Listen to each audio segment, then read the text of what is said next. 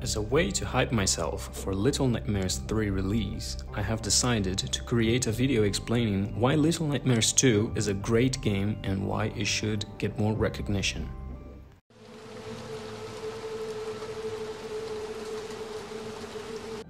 Quickly summarized, Little Nightmares 2 is a story about failure, depression, the power of the mass over the one who wants to break out. Our protagonist, Mono, alongside Six, has to go through a lot, namely the taxidermic hunter, a hyper-lax teacher who can extend her neck to great lengths, a doctor who experiments with children and adults, turning their bodies into living mannequins, etc, etc. They go through it all until our protagonist, Mono, has to face one of his worst enemies, himself. Yes, you heard that right. Thin Man is Mono himself, trapped in a time loop because of his other worst enemy, Six, the very person who betrayed him and turned him into the Thin Man. These kind of paradoxes are kinda hard to be treated because who came first, the egg or the chicken? Thin Man or the betrayal? One could argue the betrayal, of course, otherwise there wouldn't be a Thin Man. But why would Six betray Mono if there was no Thin Man? Was the first time ever she betrayed him because she associates all her suffering to Mono? Anyways, Mono gets trapped in the basement of the signal tower, waiting for the next Mono to release him so he can stop the time loop. Six escapes, and if you found all children's shadows, you'll know that her next stop is the Maw. In other words, the events from the first game.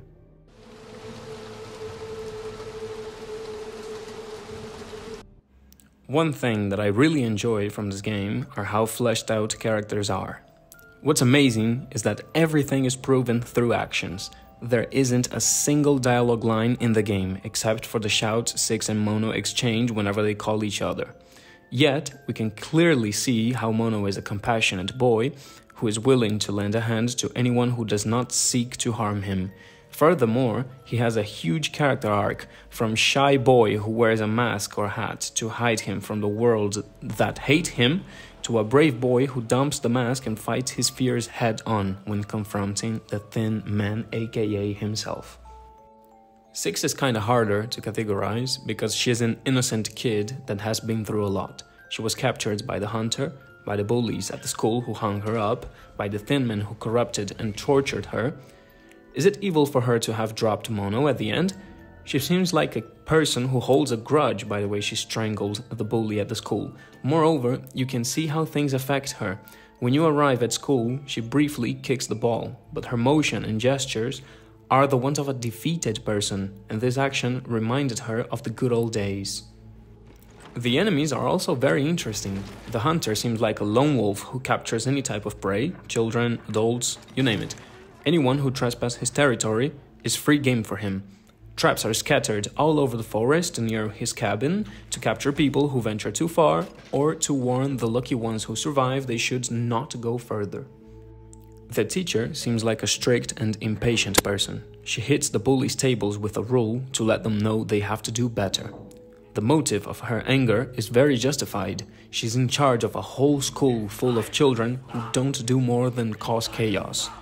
The children and her seem to be normal people who were affected by the radio tower's mutation capabilities, because she only attacks us because we are intruders in her school and she wants to watch over her students. The doctor is the most unclear one for me. Yes, he takes his work very seriously. As you can see, every time you sneak past him, he is operating on a quote-unquote patient, washing his hands, and moves diligently from patient to patient. When Mono turns off the lifeline that was keeping the patient alive, the doctor rushes in there, and instead of searching for Mono or whatever caused the machine to fail, the first thing he does is to try to revitalize his patient. Plus, reading from the PlayStation blog in Spanish, it says the patients were people who were really bored of their lives and asked the doctor to come up with a medical solution to their boredom. Were they aware that his solution would be to dismember them and attach them new limbs made of whatever he found around? Who knows? The residents are an amazing way to portray how masses are controlled by the media. It does not matter what is going on outside. My town is ravaged by what could have been a war, people are committing mass suicides, but hey, TV is fun. TV says everything is okay, let's watch TV. Even their reaction when you turn off their TVs reflects ourselves to an extreme. You got rid of my escape from this incredibly cruel reality? Oh, you pay for that.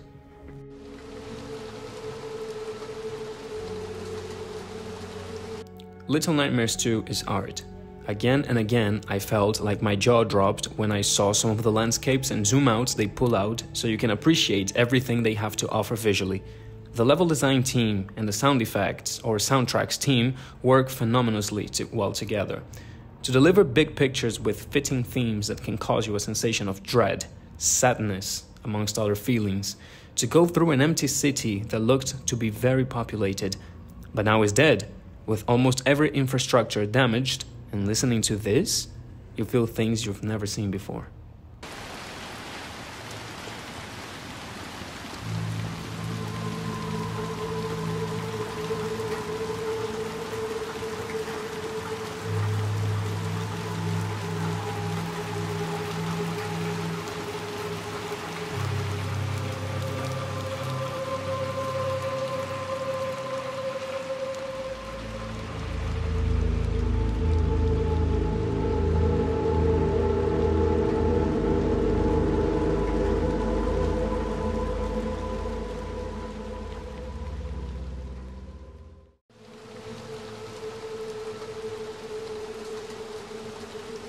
Whenever a new title is released by them, I know I'm in for a good horror and tension ride. I love these sort of horror games where you can't fight because the fear in every situation scales exponentially, since one of the biggest fear inducers is to feel incapable. Some other horror games like the old Silent Hills and Resident Evils played with this by giving you a chance to fight, but the catch was you had very poor controls over your character, so you felt like an easy prey. But it's not only about not being able to fight back. The team behind the level designs, the tracks, and the ones who created the enemies' models are geniuses. Tall and thin, unknown figures tend to scare us much more than small and chubby ones, that's a fact. Thin Man is the personification of that. Plus, you can see him teleport, which leads us to believe he is very powerful. The hospital has an ambience that would lift anyone's guard. Creepy dark hospitals never fail to deliver some good old horror, eh? The doctor complements that side very well. What are us humans mostly scared of? Unusual things, of course. It is normal for us to feel fear when we don't know something. It's called fear of the unknown. The doctor is a good example of that. How is this man moving around the roof? Why does he make those strange noises?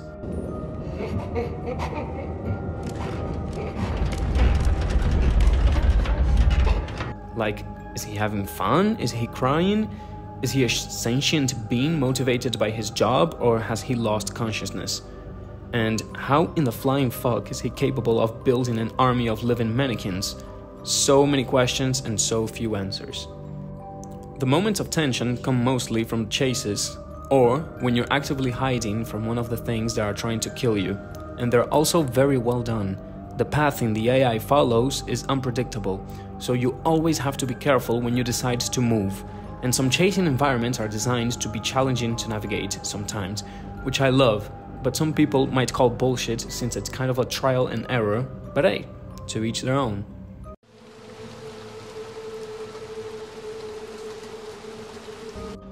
Little Nightmares 2 create a world where the gray zones of morality are even wider than in our world.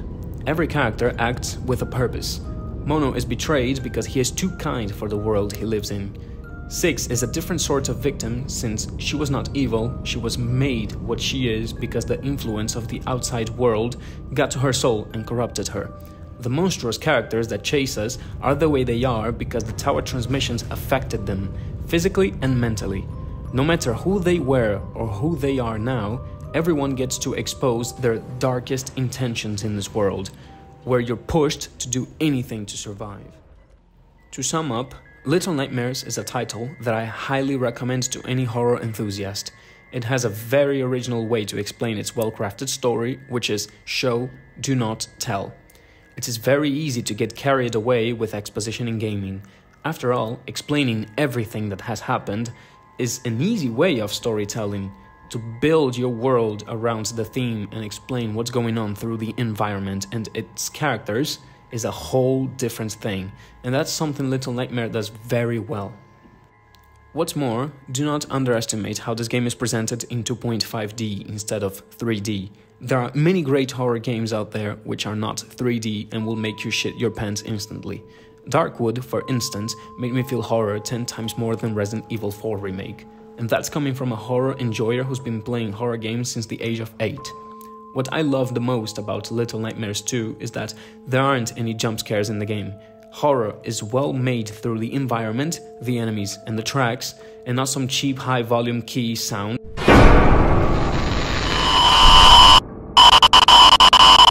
while something lunges at you like most horror quote-unquote games nowadays. I won't extend this any longer. Go play it now.